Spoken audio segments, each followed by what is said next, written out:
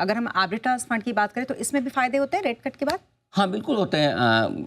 उसका रीज़न ये है कि इनको डायरेक्टली फ़ायदा नहीं होता, लेकिन इनका कंपटीशन अगर एफडी से है और एफडी के रिटर्न कम हो रहे हैं तो इनको फ़ायदा हो जाता है। सी आर्बिट्राज फंड को फ़ायदा ज़्यादा मार्केट की एक्टिविटी, मार्केट में वॉलेटिलिटी ज़्यादा होने पर आर्बिट्राज फंड के रिटर्न बढ़ जाते हैं, क्योंकि इनका बेसिक काम यह है कि इक्विटी एक जगह खरीदते हैं, फ्यूचर्स दूसरी जगह बेचते हैं और उससे कमाई करते हैं। तो रेट कट जैसे होगा तो एफडी और डेट फंड के रिटर्न कम हो जाते हैं, स्पेशली एफडीज के। डेट फंड में तो फिर भी चलो ठीक है, आपको कैपिटल अप्रिसिएशन मिल जाता है। तो ऐसे में आर्बिट्राज फंड आपके लिए टैक्स बचाने का, कम वोलेटिलिटी वाला एक अच्छा ऑप्शन है जहां आप निवेश कर सकते हैं। मैं आपको एक टेबल दिखाता हूं कि किस तरह से आर्बिट्राज फंड और एफडी में आपको कंपेयर करना चाहिए।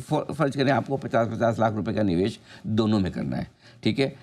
7.5% के आसपास के रिटर्न आपके आर्बिट्राज फंड में आएंगे, 6.5% के आपके एफडी में आएंगे। 2-2 साल का आपने निवेश किया, कुल मुनाफा आपका हो जाएगा 8.25 लाख के आसपास का 2 साल में रिटर्न इधर आ जाएगा और 7.25 लाख का इसमें आ जाएगा, ठीक है।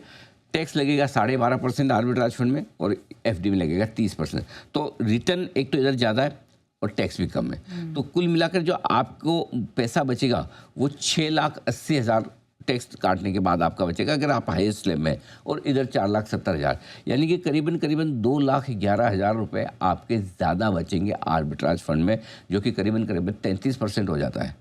30% हो जाता है आपके नेट रिटर्न का। इतना हायर रिटर्न, और वो 30% पूरा का पूरा, एक थोड़ा आर्बिट्राज में रिटर्न ज़्यादा है और दूसरा टैक्स कम है, इसका फ़ायदा मिलता है। ये आपके लिए बेस्ट है एक्चुअली।